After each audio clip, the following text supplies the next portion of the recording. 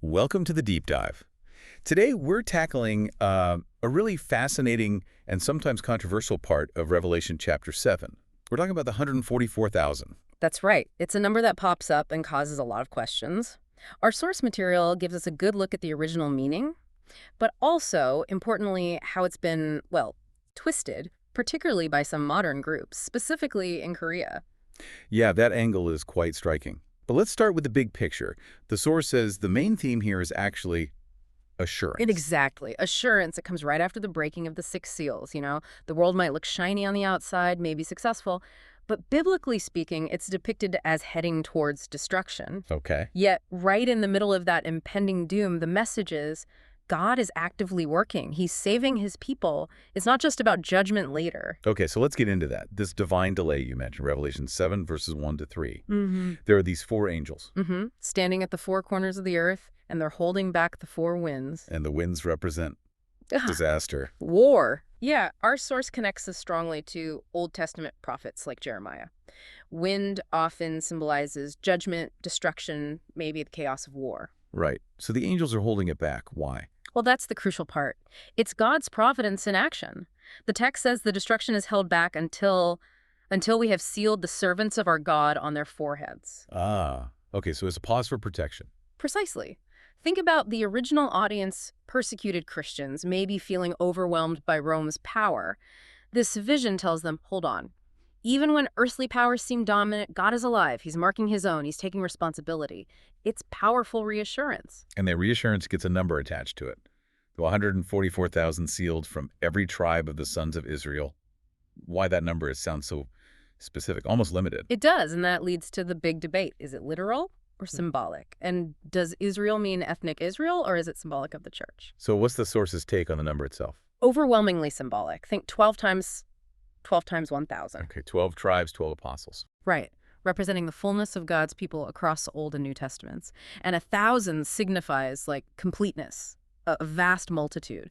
So 144,000 isn't a cap. It means the total number of God's redeemed people, every single one he intends to save. It signifies completion. But hang on, the list of tribes mentioned in Revelation 7, it's a bit weird, isn't it? It's not the standard Old Testament list. Levi's in, but Dan and Ephraim are out. Exactly, and that irregularity is key. It's almost like a clue embedded in the text. A clue to what? That this isn't about bloodline. It's not a literal genealogical count of ethnic Israelites. If it were, you'd expect the standard list. The omissions and inclusions suggest the sealing is based on something else. True faith. Spiritual identity, not just ancestry. It reinforces the symbolic nature. Okay, so the original meaning is symbolic completeness based on faith. But that's a long way from how some groups use it today. A very long way.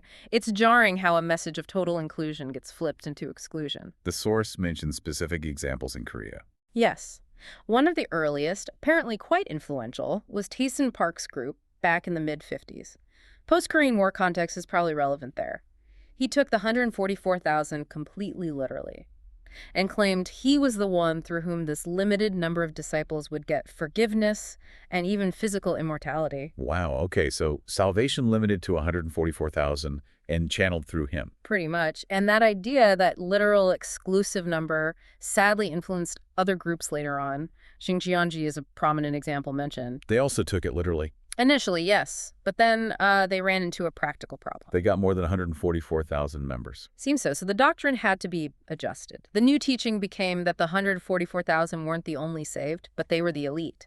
They'd become kings and priests, ruling over the other followers, who were then classed as the great multitude, also mentioned in Revelation 7. Ah, so a tiered system based on a number originally meant to signify fullness.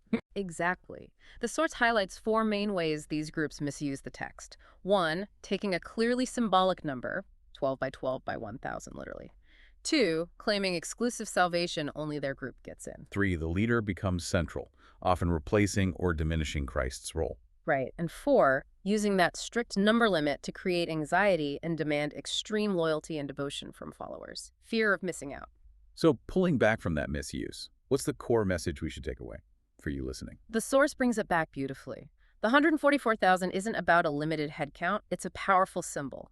It represents the complete fulfillment of God's promise. He will save all his people, every single believer who walks in true faith. He takes responsibility for them. And the condition for being sealed isn't your background or which church you attend. No, it's about living by faith, according to God's word.